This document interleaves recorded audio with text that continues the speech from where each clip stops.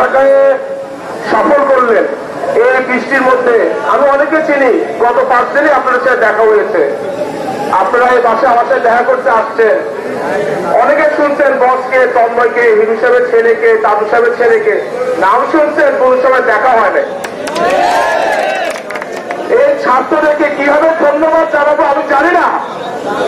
তাদের জন্য আজকে আমার এলাকাবাসী, মনোগঞ্জবাসী যেখানেও গত মাসে যে 5 দিনের মধ্যে দেখা হলো, এটা শুকিয়ে না দিয়ে আমি স্টুডেন্টদের শেষ করতে পারবো না।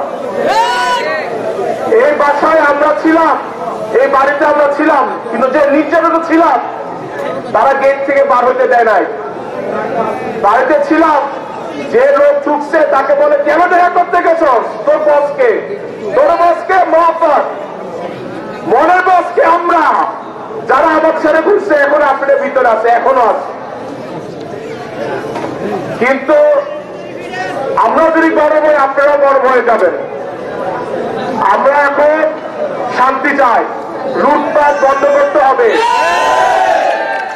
দিন শেষে এই আওয়ামী লীগের দলরা আবার আমাদের ভিতরে ঢুকে লুটপাট করে দোষ দিচ্ছে বিএনপি। একটা বিএনপি লোক লুটপাট করে নাই।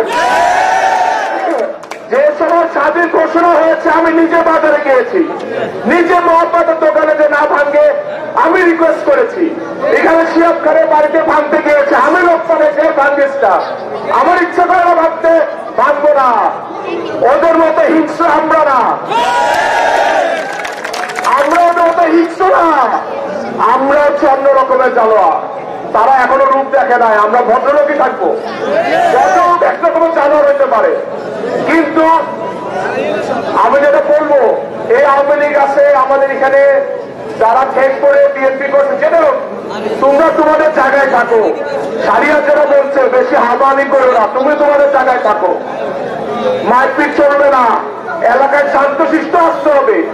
সামনে কঠিন সময় আসবে, আমরা সবাই, আমি আছি ভাইয়ের সাথে, দরগুন পরিবারের সাথে সবসময় ছিলাম, সারা জীবনে থাকবো। আপনাদের কাছে একই আত্মা থাকবে, যদি আপনারা পারেন এই দুর্গুণ পরিবার সাথে থাকবেন।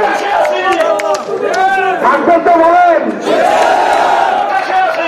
ঠিক আছে, আসসালামু আলাইকুম। এটা বলে বক্তব্য শেষ করলাম।